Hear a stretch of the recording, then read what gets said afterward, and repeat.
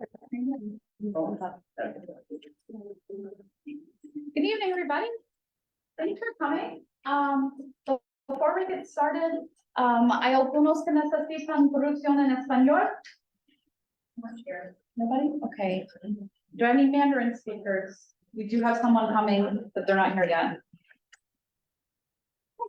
Hey, can you ask?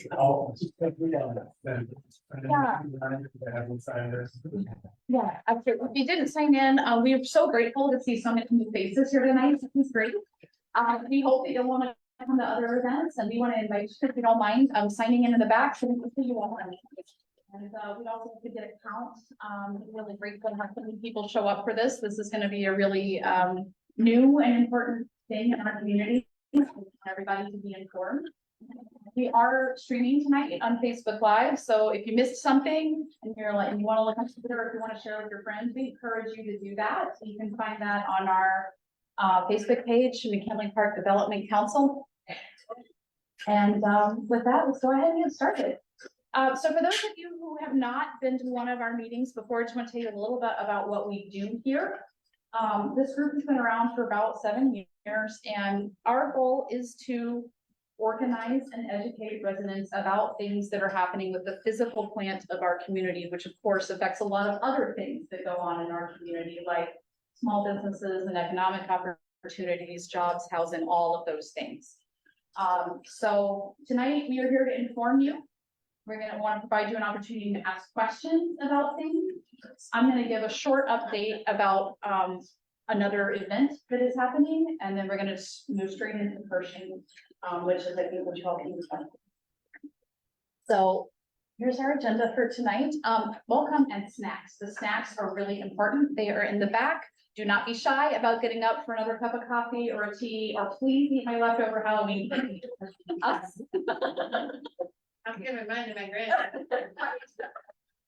My family's been out of town and I've been left alone unattended. It's not good.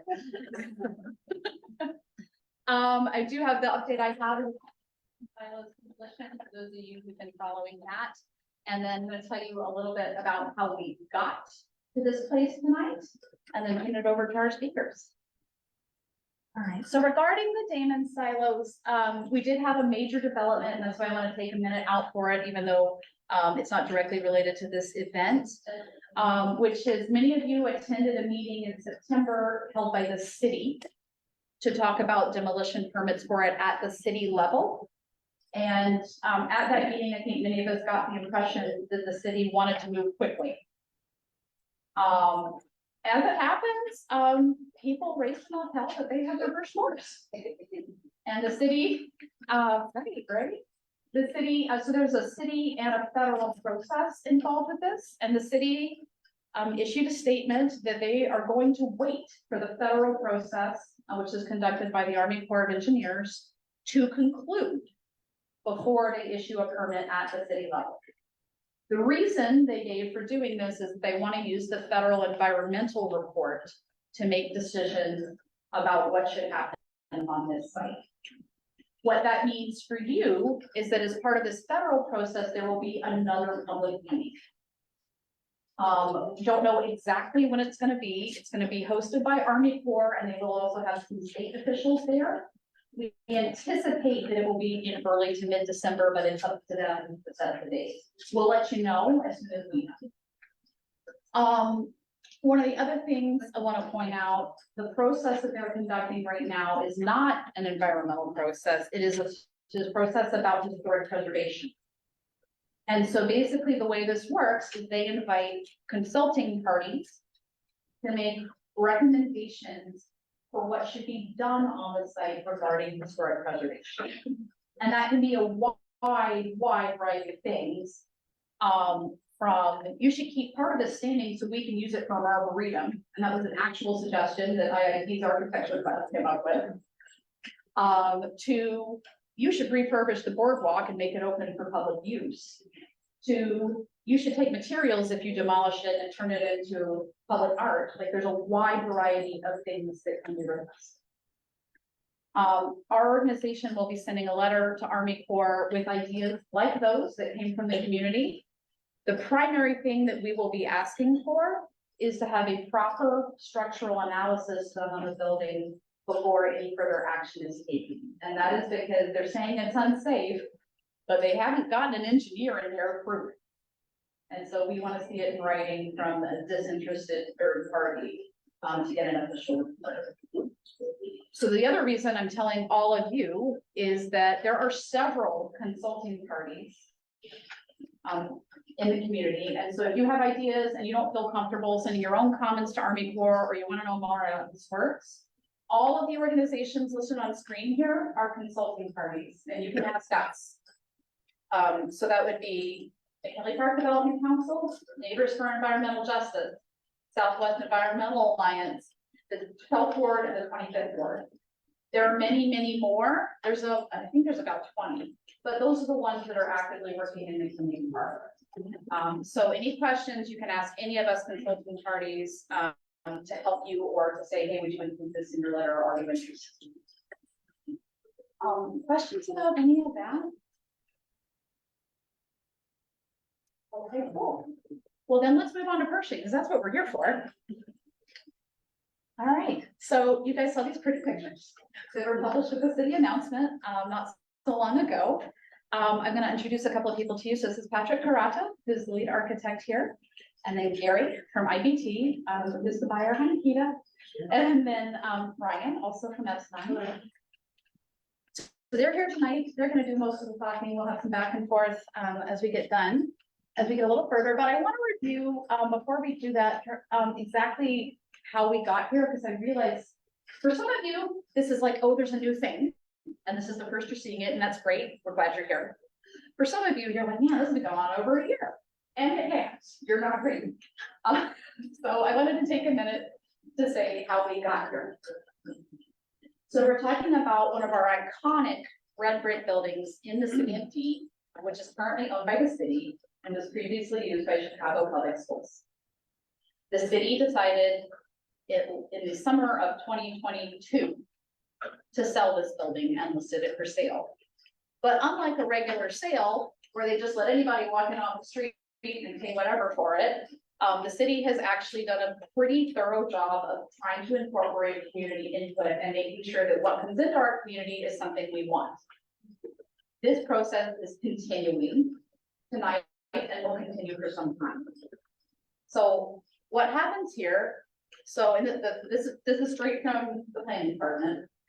They have an RFP, which is what how they're referring to the sale, their request for proposal. Potential buyers submitted their responses. There were 5 respondents. That got narrowed down to a short list of 3. That short list of 3 presented at a public meeting that was held in March of this year. Many of you attended. Over 200 people attended that meeting. There was a significant amount of feedback that I'm going to show you in a minute from neighbors. And then there was an evaluation process involving both community groups and city officials, several different city departments, including public health, planning department, CDOT, the mayor's office, and so on. And ultimately, they chose this proposal to move forward with. So why did that take a year? Well, partly because there was a mayoral election, and you all know how that goes. But also because there was a lot of thought that went into this. And I also, one of the things I want you guys to understand tonight is it might seem like, well, everybody's been working on it for a year. Why isn't it ready to go? And the answer is because the entire time all that stuff was being reviewed, everybody was in the dark about what was happening. So the potential developer couldn't work on it. We couldn't work on it. Was reviewing things, but not moving things forward. They were looking at what had already been submitted.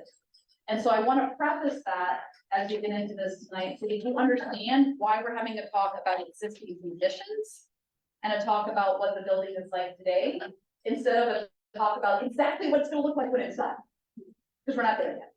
All right. And so the city, this is the first, I hope, of community meeting. You'll have the opportunity to meet people working on this. We're really, really appreciative that we have this opportunity, because as many of you know, a lot of times somebody comes in, buys a piece of property, never talks to the neighbor, and you find out about it when there's a wrecking ball down the street. All right, and so, that's not happening this time, and we're hoping to use this process. It will take a couple of years, to be really honest, but we're hoping to use this as an educational opportunity too, for neighbors to understand how this stuff works at the city level, and also to understand, what's special about some of our older buildings, and what are some of the challenges to giving it a new life, and also to source the creativity of everyone who lives here to be like, hey, where are we gonna put the farmer's market? Where are we, what's gonna happen at that green group? Things like that, that only people who live here who know what we need. So I ask you to approach this dialogue with an open mind and to be curious and respectful. And most curious. All right. So, I do want to share with you, I'm not sure that everybody got to see the city data, so the last thing I'm going to play is just 3 proposals and the city data that was submitted by all of you, the almost 300 people who showed up to the public meeting in March. So basically, there were 3 proposals. This is the one that we're going to talk about tonight, and understand that all of these were proposals that were submitted in different economic conditions as well. So anything that was selected will shift a little bit as we negotiate the final form. And by we, I mean the neighbors and the city and the development team together. So these are the data. Basically, the more blue is on these bars, the more people liked it. So this was by far the most favorably rated proposal of the 3. Some of you might remember this proposal was from Cinespace or Cinelise, as they're sometimes known. It was a proposal for sound studios. It was the proposal that required the most demolition, but they did also have some strong prospects for job training on the site, and so you can see how this one was rated by the community. Is this the correct way? And finally, this was the 3rd proposal that was done by the team that did Living in the Lofts. Also related to the film industry, but a very different proposal. Instead of one big company, they were talking about bringing a number of smaller companies under one roof to cooperate for smaller productions. And you can see how this one was rated by the community.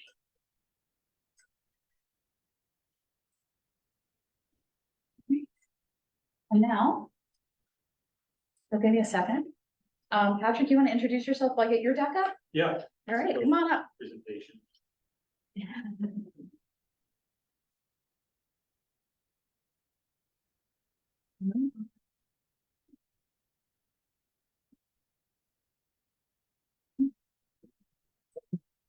Actually, it'd really be better than I do. How do I pull straight?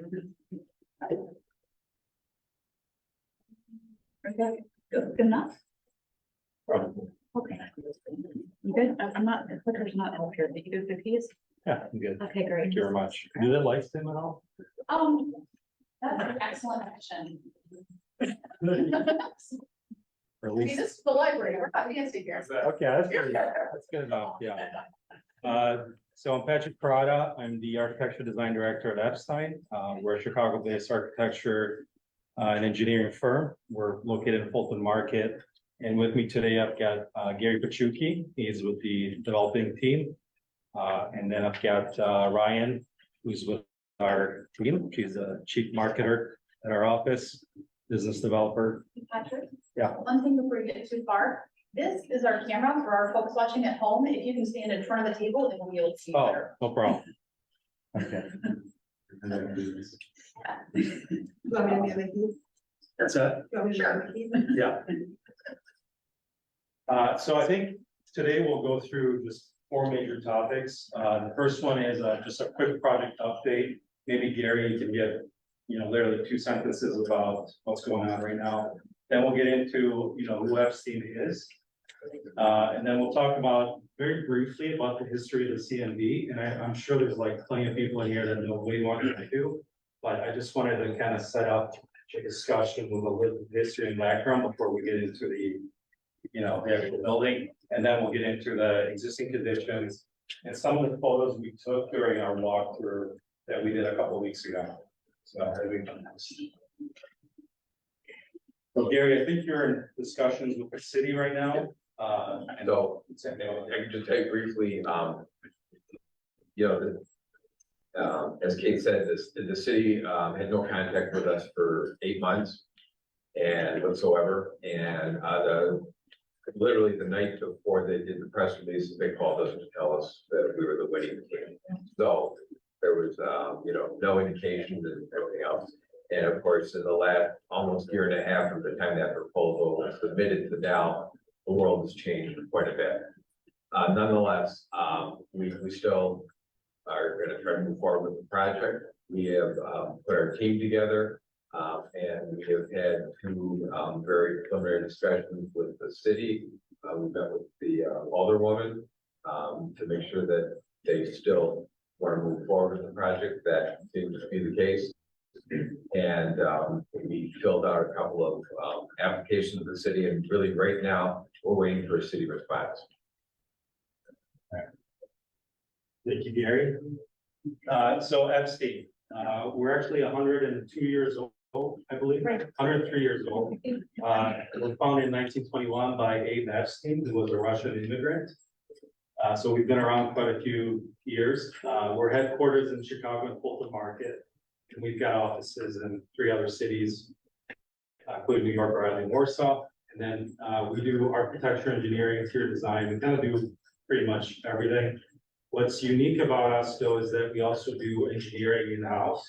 So typically, architects will outsource that work, whether it's structural engineering or civil engineering outside the firm. We actually have that in-house. What that does, it really helps us in the beginning stages of design, where we start to ask questions internally about, you know, structural systems or civil engineering, how to set up a building as you start the process, and we have all the answers to the kind of in-house. It really helps us move design forward quickly.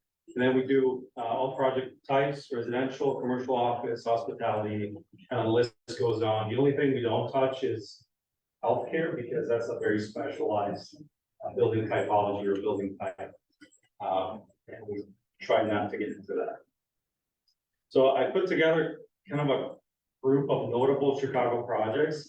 It's not everything that we've done, but it's just maybe some couple of buildings that you may have seen around the city. And some are high rises. I'll preface that we understand that they're not applicable to Pershing, the building we'll be talking about, but we just wanted to show you some maybe iconic buildings that are on the city. So we did the MCA, the Museum of Contemporary Art, right by Michigan Avenue and Water Tower Place. And this was our collaboration. In this case, we're the architect of record for this building, but we did the exterior and the interiors for this particular project, which is the next slide. So it's got a couple of fun details that you don't see very often. This beautiful staircase and then a lit ceiling space. We did the Harold Washington Library, which some people like, some people don't like. We weren't the designer for this one. We were also the architect of record, which means we took on the actual detailing, construction documentation. We were part of it. It had a lot of cool skylights and detailing. We've been involved in Navy Pier for quite some time. We actually worked on the original building. That was the original development. And we also worked on the refresh. It was fairly recent for the outdoor areas. And we're doing a project really cool that's called Fly Out and Navy Pier, which is like a new amusement ride. Going to be IMAX. McCormick Place. Hopefully some of you have been here for the auto show. The architect of this. And then the Crane Communications Building, or the Smurfit Stone Container Store, which has that kind of sliced off top. And I had no idea that we had done it. Apparently we did it. This one is the one that projects Go Bears or Go Hawks, or it slides. It's pretty cool. And since Sabine is in the photo, we might as well say that we just finished up the facility assessment of all of the components within Millennium Park as well. Hyatt Center, which has kind of got that football shaped floor plan that gets extruded up. We were architect for this. And then 353 North Clark, another office development downtown. There's a couple of good restaurants right there, including RPM Seafood. And then 111 Blacker is our residential tower right on Blacker Street on the river. And we did the exterior and the interiors. for, this building. It's got a lot of cool kind of amenities in there. Cool. So this is what I was talking about, is like kind of the fancy stuff. I just wanted to give you an idea of what we've worked on. And then lately we've been doing, residential. This is 1101 West Van Buren. This is, apartments downtown. We'll call this a mid-rise. So the next slide deck is projects that have to do with adaptive reuse, which is what this project will be, which means taking an existing building and repurposing it, whether it's for the same purpose or something else. In this case, usually it's something else. So we worked on a project in Detroit, actually. It was the Boat Cadillac Hotel. It was a project that was in pretty bad shape at the time when we took over. We worked on the entire building. Next slide. We obviously reworked the entire facade, and I think there's a slide in here that'll show what the existing conditions used to be. Yeah. This is what it was when we picked it up. And you can imagine the amount of work to restore something like this, and then the amount of research you actually have to do to bring it back to the original state, historical state.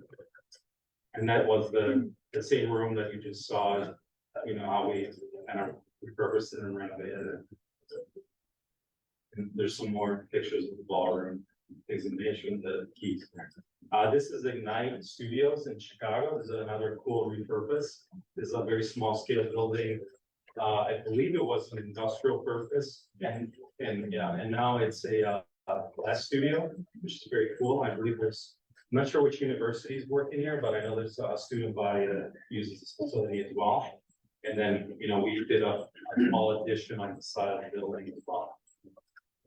What time is that one on then? That's on the west side. Yeah. The cool project. And this is our office. So we're actually in a repurposed building. This used to be the Sears. Redenbach. I always forget how to say Redenbach. The Sears used to be where Sears had all their shipping and used it as a warehouse for shipping out their products. And we're actually on the top floor of this particular building. At one point, Epstein owned the entire building, and we were involved in basically redoing every floor. Recently, we redid the lobby and we did a mural on the side of the main entrance, which is that kind of steel that you see there in the red. It's just a kind of a map of Chicago. And again, when we picked it up, it was furniture everywhere and a bit dilapidated. But then we repurposed it. In that case, this is amenities room, phone rooms, things of that nature. And this is our office. So what's cool about this is we have huge monitors on the ceiling. So we have natural daylight pretty much every time of the day, even when it's forecast. It's pretty nice. Yeah. And then sometimes we get involved into projects that are not necessarily real. So this was a competition for Thompson Center. The city had put out, or actually the Chicago Architecture Center had put out a call for ideas for this repurposing Thompson Center. So we decided to enter. We ended up being one of the finalists for this ideas competition. They put this stuff into the CAC for a show, which was pretty cool and quite an honor. But we had proposed to repurpose the building in certain ways, but at the top of the floor, we'd have urban farm, and we kind of proposed that we'd use the TPA as a delivery system for all the produce and food that was being produced here, since the Thompson Center had a lot of stops, and, CPA related things going on in the building. And then this one is a silo, right down Fulton Street and Fulton Market. We had proposed that this could get repurposed for something. So the design idea was to keep the existing shell and then add area to the building. That's what that glass part is, right above the silhouette of the existing concrete building. And then we decided to kind of dig a plaza down to expose some of the inner workings of the building that used to be here. These were the funnels where the grain would actually get ejected and then onto a conveyor belt and then fed in onto the trucks. So we wanted to showcase them and did a retail area. All sorts of fun stuff. This was the lobby that we had envisioned for the residential building. That was the purposes. And then we imagined that some of these residential units could be actually pre-manufactured modules, prefabs that could get inserted almost like, you know, cartridges into the building. But we keep pretty much the existing shell. And then an addition with the glass. And then these were some of the apartment units. So they don't, a lot of times people get scared with the geometry of silos because they're kind of round, but there's ways to make it so that it feels like a natural space once you're in it, which is what this rendering is showing the apartment. And kitchen, great views from that particular location. And unfortunately, they demoed the building literally a month after we proposed this. Okay. I know for 1 second, I'm really glad that you brought this part about the silos here and also that it didn't end well, because that's one of the things we're pointing out the Damon silos too. There are only 3 of them because of this one left in Chicagoland. And that's why. So. Okay, this part, the presentation, it's just a brief history. And as I preface, I think there might be a lot of people that are more read than I am on this subject, but I figure I could talk about it. So the central manufacturing district was actually something very clever for Chicago. And it was born out of the need to get away from what this was, which was the company town. What that meant is that you'd have an industrial site, you have a factory, and then you were surrounded by residential or other purposes supporting residential, but basically it was like a feudal system. You lived and died by the owner of that particular factory. If that factory shut down, the whole town shuts down. And that's kind of what happened with Pullman. That's a perfect example of the company town. So what the CMD did is get away from this model where, as opposed to was, you know, instead of having one industry or one factory, would have multiple businesses and industries all tied together for the need to be by transportation. So the original sites for the CMD there were actually 3 sites. The original one was on the east side. Well, let's call it Pershing. Pershing will be the center of the world for this particular slide.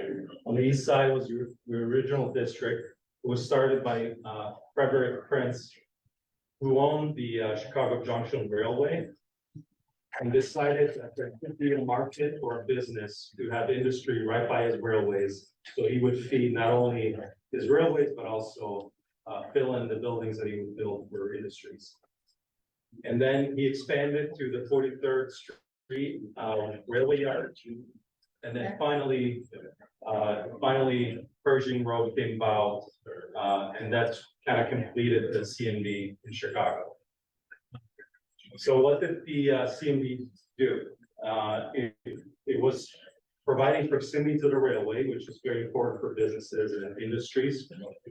It provided infrastructure for these industrial buildings that perhaps they couldn't afford. So roadways, water, even a fire department, everything was kind of included into the infrastructure that would serve the tenants of this particular complex. Then you would have even a design department at Pershing. So there would be architects and engineers involved in making sure that people follow the set of bylaws and guidelines in this particular district. What that meant is that Frederick could control the aesthetics of the buildings. It could control where the buildings would go, how the roadways were built, the grid and infrastructures, but he left it lenient enough so that he wouldn't scare away tenants, and the tenants had some flexibility to do certain things that they wanted to do them best. And then, yeah, there was an architect and engineer on staff. We'll call it, there was a chief architect and engineer. And then this was an interesting, and actually I have the book here.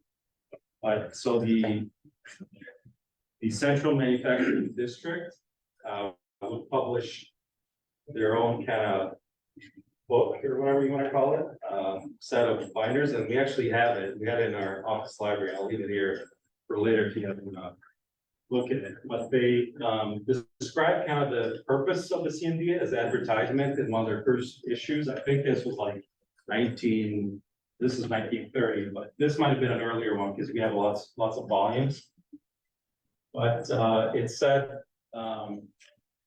here it was possible to care for the needs of the industries not yet sufficiently established in their business to permit them to undertake the financial responsibilities going with the erection of a building constructed to suit their requirements. But to translate that, what that's saying is that if you didn't have the money to build your own building to what you needed, they would provide you with a flexible enough building that you could go in there with multiple other businesses and get yourself started. What that is, it's an incubator space, which is a new word that we have here today, where you actually try and get startups going, right? So this was actually the beginning of startups in this industrial period. It was pretty cool. And then that chief architect engineer role was mostly filled by Samuel Scott Joy, who was the chief architect, and he was involved until 1921, from 1905 to 21. And then, shocker to me, as I'm doing this research for this presentation, is that our founder, Epstein, which is the next slide, was actually the next chief engineer architect of the CMD. And he started in 1921, but that's the official date because he was involved in the buildings way before that. So actually, this letter from 1920 from Major Nelson, I don't know his first name, but he's actually commending Epstein for the great job that he did at the CMD. So we think that Epstein may have been involved in maybe even our building because our building was built in 1970. So he could have been part in some way with the engineering going, which is kind of cool. And I feel like now Abe was actually channeled through me and helped us win this competition somehow. But yeah, in 1917, that's when this set of buildings on Pershing Road was built, and that's our building is actually this. And it was built for the purpose actually to occupy the U.S. Army. I forget the word for it, but essentially they had all these U.S. goods in there, the military goods in there. Okay, this one was another fun one that I found in another one of these binders where it said it talks about McKinley Park, and it says these are established neighborhoods. It's trying to sell central manufacturing district. It says these are established neighborhoods, people by substantial citizens who recognize the value of protection and parks and pay taxes. Pretty hilarious. So even back then you were paying taxes. And then I think we have to recognize that this was a big part of Chicago and everybody was very proud of it. And even with these ads and advertisement with the US flag, this was just kind of a part of our national heritage almost, which is very cool. And then it says, what's good for the Army is good for industry, which is referring to the use of those buildings at the time. And then these were the original photos of the building, and you can kind of see the main entrance, you know, how the door used to be before all the scaffolding and all that stuff, which is very cool. And the terracotta detailing is beautiful. And then every once in a while you get these very cool images. Maybe you can put that on your Christmas card this year, but it has like a snowy scene of like Pershing and the CMD, kind of cool. And then the poster before that said City of Broad Shoulders. And then lots of images which I'll show in relationship to the existing conditions photos that we took that were interesting.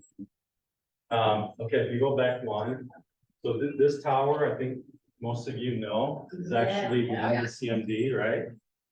So the next slide will kind of show that in detail, but this was used to be our first office. So in 1921, Abe moved in here, or moved this, office in Where you here. started there. This is where we started kind of drafting. We don't know the reason why we left.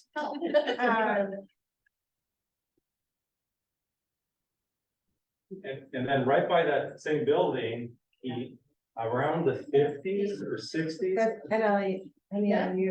Building, yeah. It's still there. So this used to be the kind of, we'll call it the new office. After you moved out of the tower, and now it's I don't know if it's still this. Yeah. Yeah. Yeah, so that used to be our office. And these were fun. I found these slide decks in our archives. I was digging through them. These were the original interiors, and this is drafters. And Epstein drafting away. That's a classroom now, just so It's you. really Uh-huh. cool. Yeah. Not very diverse. Still full of people. Hopefully they're not the same table. Okay, so this part is the existing conditions and the photos that we took during our walkthrough. So our building is this one right here. We actually started our walkthrough at 1819. And then we crossed over. I don't remember why, I think because the elevator worked in 1819. And that's what this is showing. It's not actually our building, it's 1819, but it had a cool monitor on there. And then I found a picture. I think it's the same building, but it has that same monitor in the upper corner you see there, and then how they actually used the particular floor at the time. To give a little context to this too, so remember we said things have been going on for a whole year, but like really just getting started. So before the bid in summer of 2022, there was a walkthrough for people who were interested in bidding. And the city said, well, that building's in such bad shape, we're gonna walk you through the one next door, and we promise they're identical. So the pictures that Patrick is showing you now are from just a couple of weeks ago when they were able to get into the actual building for the first time. And the good news is it wasn't as bad as anybody feared. But let him take that. And then when we were in 1819, we were reminded of kind of the great views in this building, and that's kind of what that's showing. And then this is 1769 Pershing, so our building, and then the bridge in between them. And then we found these like certain things. This is on the bridge, and they had some maquettes or some models or proposals. Might be Midway. I'm not sure what it is. Or mixed field. Yeah. So then we crossed through the bridge, could look back at the buildings, and now this is 1769, the top floor. So unlike the previous building you saw, this one doesn't have the long monitors at the top or the skylights. This has kind of like punched opening style skylights at the top, and then you kind of see it's not in great shape. We've got a lot of water damage in the skylight and plants and things growing out of it. I think at that point, all this stuff started kicking out. That's when I said, should have had a mask. Okay, this is a couple of the offices that are on that particular floor. Not much to really see. It looks like they just left it in that shape. No, this one is used by Chicago Public Schools. So I know he's got some pictures of some other interesting things that were left by CPS. Yeah. But, We go back one. Right. actually, I think part of the source of the confusion might be that the exterior picture Patrick was showing is from the railroad tracks looking north. And we are used to standing on Pershing looking south. And so you gotta flip it to look at it in this orientation. So if what you're thinking of is on the other side west, yeah, for the west of Pershing. No, that's good. Yeah. Yeah, we can go on to the next one. Yeah, so that's more office. And then we took the stairs down at that point and we went through every floor to take a sneak peek. So this was one of the floors, and this is how this particular floor was used at that time. Just kind of interesting. What's that? How many floors? There are 7 floors in total. And 2 of them have windows that are not really in eye level. So they're like way up there. So they're kind of hard. We have discovered that they're difficult to use for residential actually. And the other floors are normal, let's say, called windows at eye level. We were shocked to see that the concrete was actually in pretty good shape.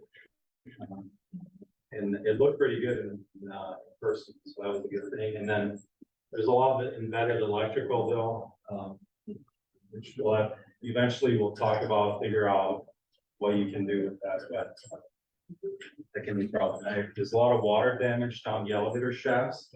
All the water from the roof that's coming through the building made its way into the elevator shafts and then just slowly degraded everything. So all the concrete has popped, especially at the head of the opening and on the side. And then this is where it got creepy. Shine a light into the elevator and it's like, I don't know what. It's not a body, correct? It's not body. And then there was like very creepy art all over the place. So that's when I started getting a little antsy. If you go back one. This is something that we found in the corner of the building. It's old safe. It has the eagle, the standard on there.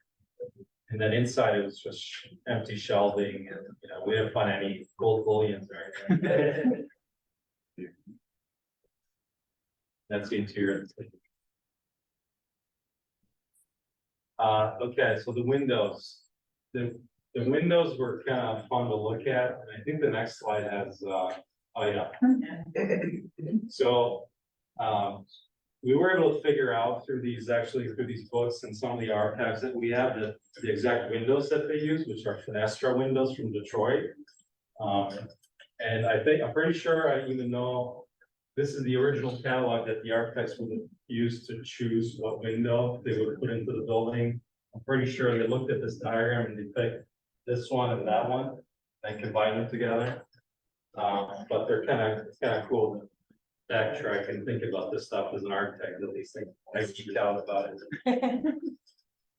And then throughout the building, there's just furniture and stuff kind of everywhere from CPS. I don't know. We don't know if CPS will take it or what to do with it, but we'll just try to put it in there. And then go back to the couple.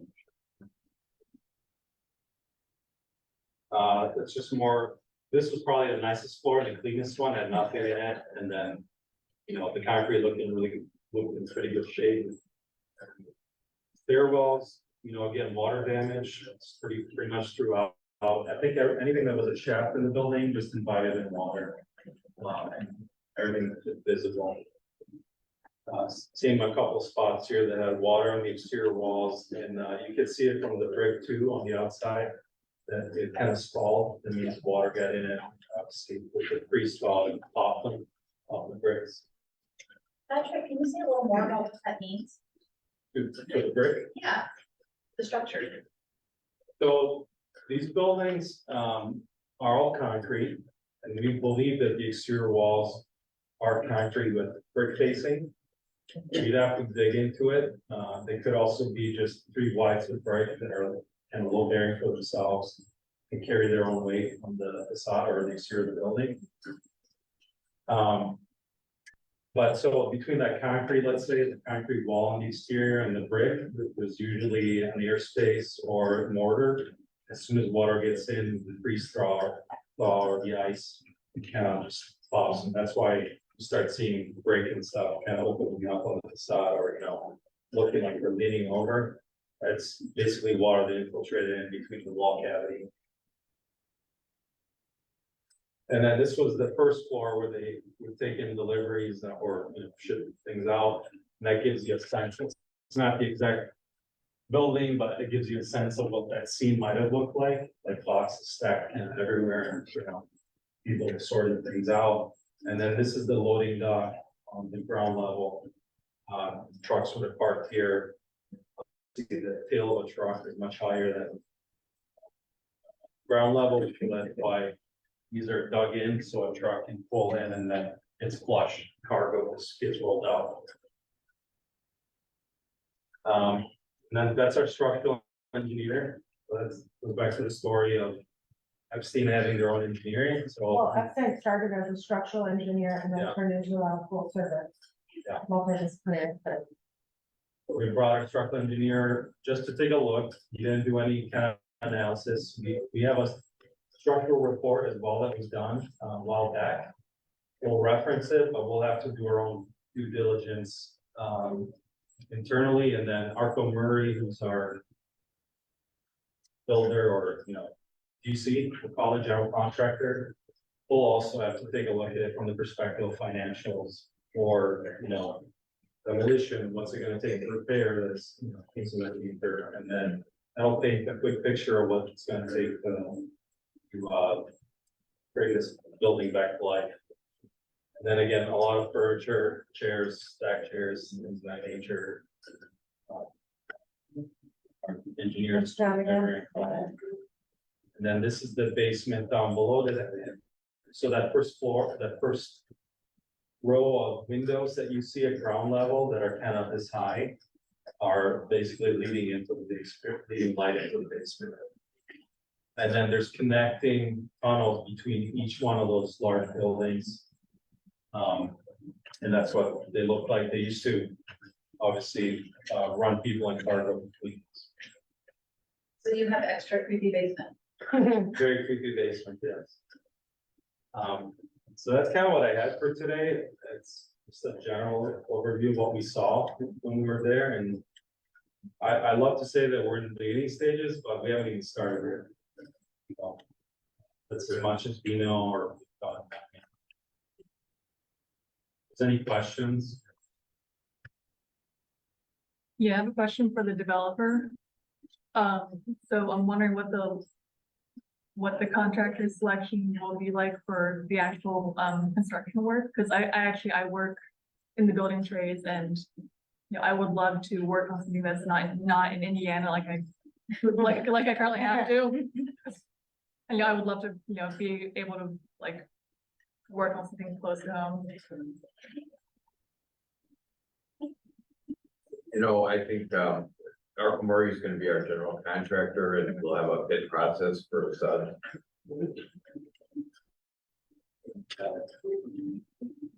Since, you guys have already gone through the process of purchasing, am I correct, or you're still in the due diligence stage? So it's diligent. Okay, so there's still a possibility that this might not work out with you guys financially, as you said, market exchange and stuff like that, correct? You know what you're going to do in the building, or you're planning on doing? If you get it. Well, our original proposal was a mixed use or residential and office and some retail. That's kind of what we were thinking. Actually related to the question, how would that plan change here, price raise, what would be the thing most likely to change? Really hard to tell. Okay, Yeah. yeah, that would be my, yeah. Curious about in the back of the building, how much space is there and what they utilize for it? There's actually quite a lot of space in the back. It's mostly parking. I think we'll keep it as parking. And there may be other purposes, but we haven't really discussed anything right now. I've seen, will the tower be also part of the implementation? The tower, no, that one is, it may be in the future, but not part of what this one. There's a weird ownership situation with the tower. Which is, the tower is somebody. It's like 80% the owned by city, and then 20%. somebody mysterious Hard that to doesn't figure want out. to win. And so, we would, I mean, that's our logo, of course, we would love to have the tower.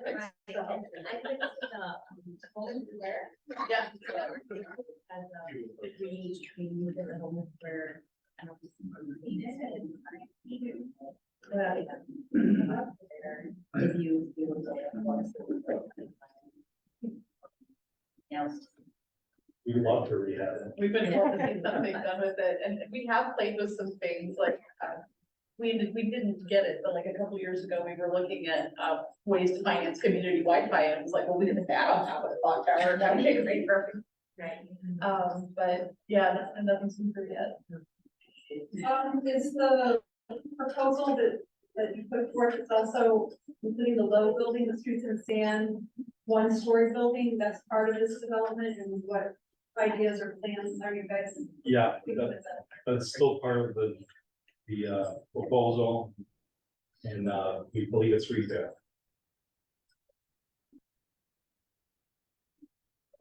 Okay, I'm sorry. So including the set, when you mentioned about the 7th floor and then the basement, is the basement including in the 7th floor is not? It's not. It is, it's 6 floors of it. Okay, with basement. So Yeah. just saying it because I know you talked about the parking. So does it any accessible entry, like can consider the park, convert the basement be partial parking in the future? You know, when I was there, I looked at it and the part, and we can kind of study it, but based on the column spacing, it seems to be very difficult for a car to navigate in between the columns. At least that was my first impression when I was there, and I had the structural engineer measure between. And, I mean, it was very tight and be very difficult to park in there or even drive through it. Two points about that, about the requirements. So first off, this is gonna be an ETOD development. So, by ordinance, it should be built in a way that incentivizes people to use public transit and isn't walk and a half from the Ashland bus that is on, the Pershing bus picks up on the doorstep. So that, but also there are existing over 300 parking spaces, and so there's a lot to start here.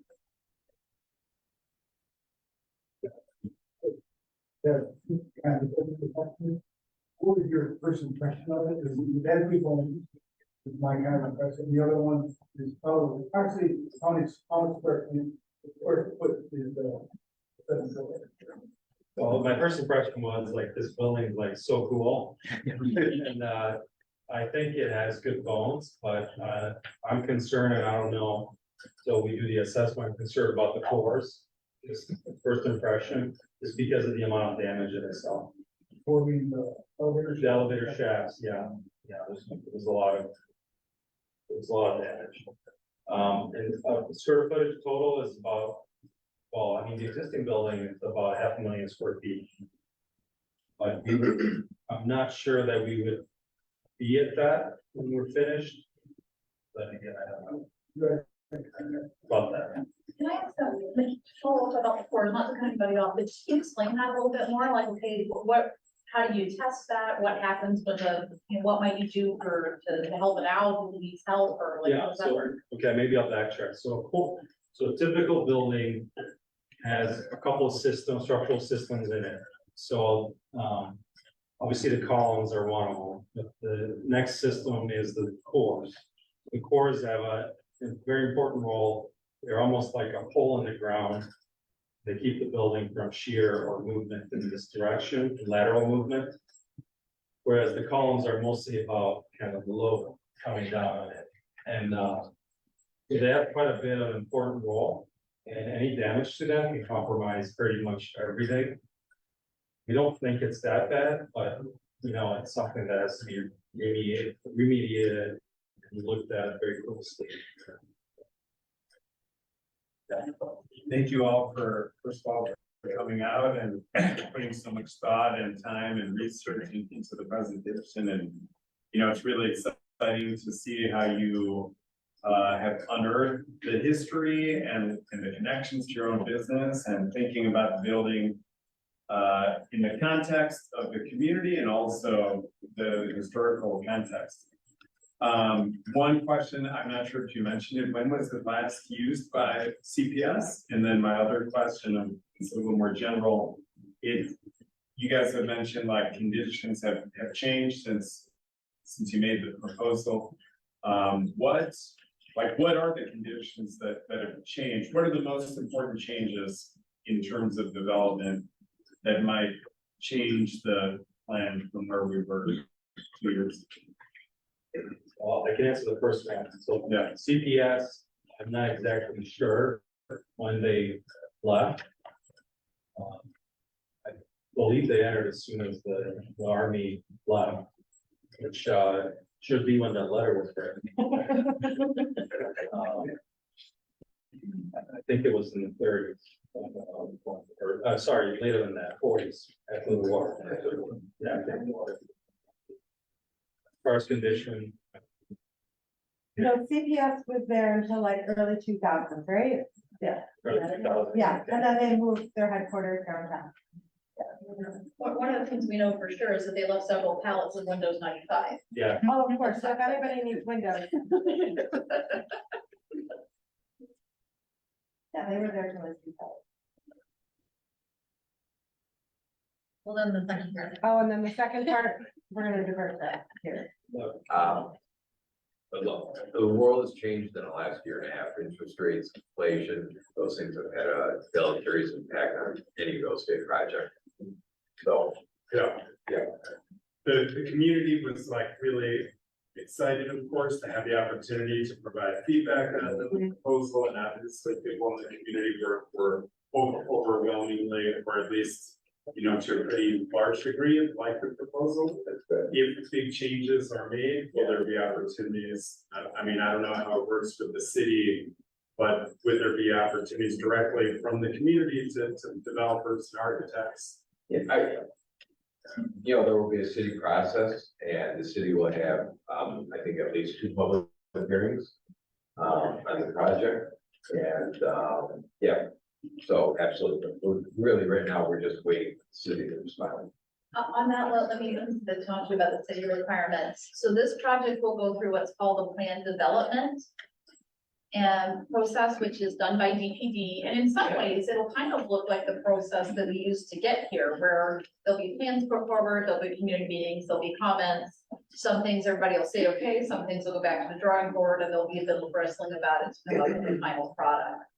One of the reasons we really want to offer this opportunity with this particular development, where we have someone who's willing to come sit with us, is that our community is about to go through this 3 or 4 times in the next couple of years, with several big things coming in. Anything built on the Damon Silos site will go through that process. The new castle development, Chinese American Service League, just on the other side of Dudley Creek, is gonna go through this process. And another housing development behind the Marianos is gonna go through this process. So one of the things that we want to use this opportunity for is for people to really get familiar with how this stuff works. Because public comment is only good as who shows up and takes advantage of it. You know, and I don't think any of these things are something to be afraid of, but they are something to be engaged with.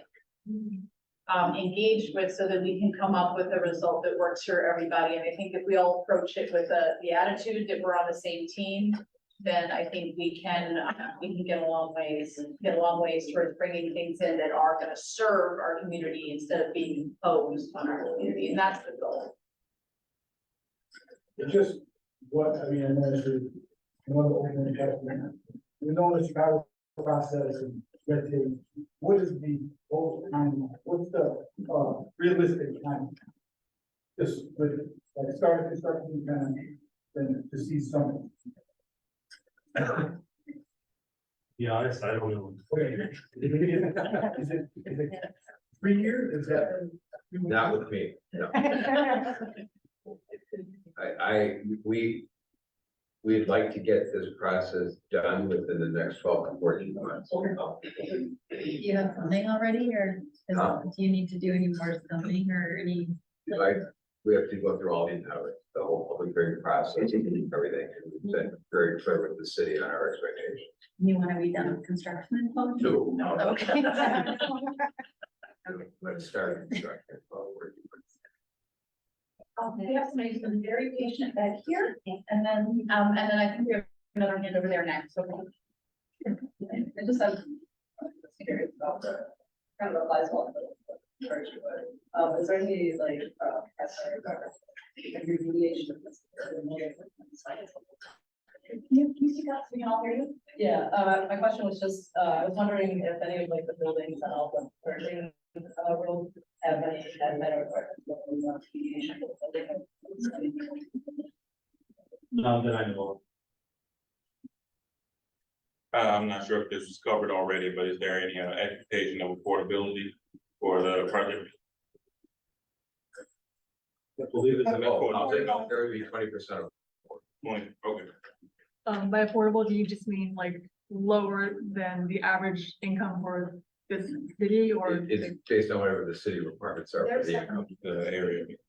Yeah, so the city's requirement is, set up under the affordable requirements ordinance, and it does mandate that in any building over 10 units, right? Has to have 20% of units set aside as affordable. The city publishes tables every year about what that means in financial terms. So, they will update over the course of the project. This project will be subject to whatever is in place at the time that it actually opens for business.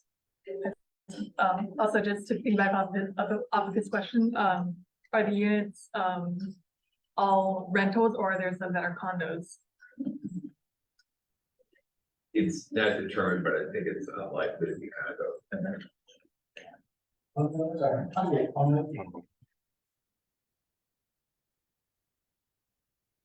Was there anything, so you had done floor plans, I think, right, as part of the application? Was there anything that when you did the walkthrough that changed what those original renderings would look like? I mean, one thing that jumps at me is the window locations on the lower two floors. They're not suitable for residential, they're too high. We had thought that they would be much closer to eye level, but they're, you know, let's say 7 to 8 feet in the air. I don't think anybody would buy an apartment. No views. And is that like, are you using historic tax credits, so you probably wouldn't be able to punch any windows in there, is that the? Yeah, we need to start tax credits. So that means that those 2 floors probably can't be used for residential, is that what you're looking at? And on that note, I believe it was a requirement of the RFP that the new owners seek landmark status. Yeah. Yeah. So that leaves 3 for residential, is that right? Or- It does. 4, right? Or 4, 6, yeah, sorry. So, you know, like, if any, like, let's say, you know, like, you can sell it, right? And then doesn't have you have personal plans, just think like, planning to do like, sell hospitals or something like that, I think you have to have it, or you can like start, you know, like selling when you start to do the, you build what we have.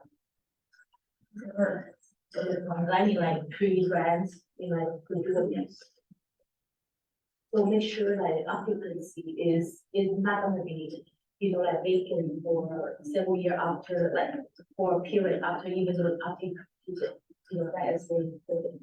Because you don't want to like, for us, we don't want to have like a complicated, for always complicated, and one day, no one want to brand it, move in for a retail or for, condo apartment.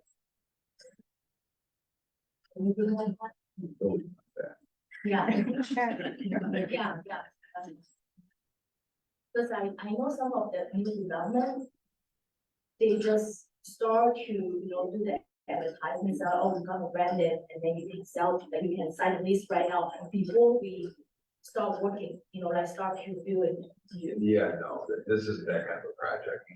So what would happen is, we would, if it happens the way we think it would happen, and if there are apartments the way we think there are apartments, they would be leased, you know, 60 days before we're done. Not 2 years before we're done. Are you, doing like multiple retail, or would it be one big retail, would it be multiple lots that are not? Yeah, I think there'll be multiple retail tenants. Yeah, I think. Yeah, I could be wrong. I don't think there would be one retail tenant. Probably like an inside wall. Never be like an inside wall. No. No. So just a note, as security guard, the library is generous to us, but they do really want to go home at 8 o'clock. So, we'll take one or two more questions and then, we should get out of there here. So I can bring it in. Yeah, I think it might be helpful if you can give a general sense of just how big 600,000 square feet is. Yeah, so to answer these questions, like how many, retail tenants, how many apartments, like, and, there's a lot of buildings we work with. Right? So we didn't, some of us haven't been inside, some of us are stuck inside. Because it's just too hard to resist and it's a lot of place. It's a very large building. Honestly, no examples pop to my mind of how I could reference it. But imagine 2 or 3 buildings put together side by side. That's this building. That's how deep these floor plates are for residential. 1, 2, 3 together. I think this question is how many units, like rental units would be in there? Specifically, if it's possible, the floor plate is huge. I mean, like, so that there are a lot of interesting design challenges, engineering challenges, so you have to. In order to make that floor usable, you have to open it up. Yeah. You have to deal with challenges like windows, like exterior that aren't, like, so there's. Because we are really, I'm interested in knowing who's going in the building. But before you can even get to that, what you're telling, and I can kind of hear reading between the lines. There are ways that the building has to change subtly in order to even be able to use it for things that you're interested in. Dramatically. Well, it's like Really interesting problem. 600,000 square feet, isn't that like half a merch mart? And like the merch mart has its own zip code. Reference, You don't need all cost that. for that is 151,000 square. Well, there you go. There's three Costco's in there. What? More than 3 Costco's. 61,000 square. That is crazy. So, and this is one building. So I think that the interesting part too of your process, we're asking about the tower and stuff.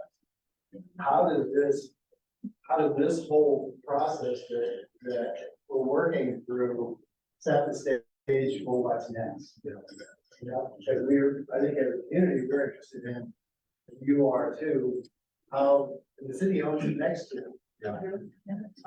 For some of the images we saw, I had an rooftop idea continuing optimistically to the land. Is there just empty parking space? I've never been there. Is it just empty space behind I it? think I have an aerial view somewhere in here. That's Oh, not- sorry, I just. Not accessible, it's only for tourism. Yeah, it's the buildings, and then for the majority of them, or at least for the 3 that we're talking about, 1769. It's parking behind it and then the railroad tracks. Oh, yeah, okay, so. So yeah, no neighbors, let's say, behind us. And The library really is gonna kick us out in a few minutes, but before you go, I do wanna offer two things, a couple of upcoming events. Here, first off, as always, if you liked what you heard tonight, we're always looking for volunteers and for people to get more involved. We hope to be hosting more events like this in the near future and they can make light work. It also gives you a lot of opportunities to meet people and learn about what's going on in computer, some of the things that go on behind the scenes in the community. That affect all of us and the more the merrier. And finally, the fun stuff, or at least the important stuff. So we are projecting a meeting about the design demolition sometime in December. We'll let you know. No, we do, but also, wait, the holidays are here. Thanksgiving is next week, and our holiday party is gonna be in March on the second Wednesday in December, and we welcome all of you to come eat, drink, and be merry and meet new neighbors. So, thank you so much, everybody. Have a lovely evening.